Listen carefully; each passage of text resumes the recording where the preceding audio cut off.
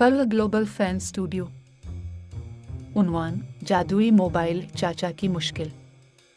Script: सीम एक चाचा mobile को देखकर परेशान।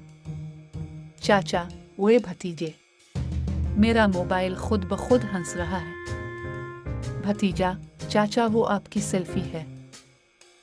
चाचा: ओ अच्छा, लेकिन ये बैटरी क्यों खा रहा? सीन 2: मोबाइल की अजीब हरकत।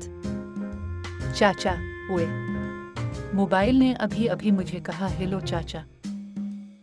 भतीजा: चाचा वो गूगल असिस्टेंट है। चाचा: मुझे लगा बीवी की आवाज है, डर ही गया था। सीन 3: चाचा का हल। चाचा मोबाइल को थपथपाते हैं।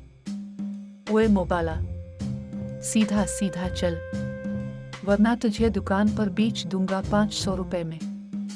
Mobile: I didn't understand. चाचा: ओए अंग्रेजों का यतीम। सीन 4: भतीजे की टानट। भतीजा: चाचा, मोबाइल नहीं, आपको अपडेट होने की जरूरत है। चाचा: ओए मैं क्यों अपडेट हूँ, मैं इंसान हूँ, ऐप नहीं।